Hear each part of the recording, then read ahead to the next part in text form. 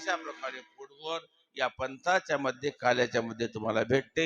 फक्त इथं येताना काही नियम पाळावे लागतात।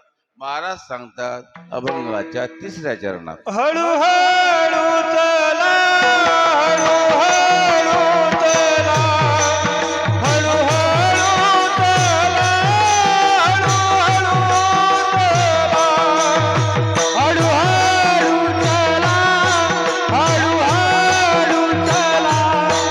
हळू हळू चला हळू हळू चला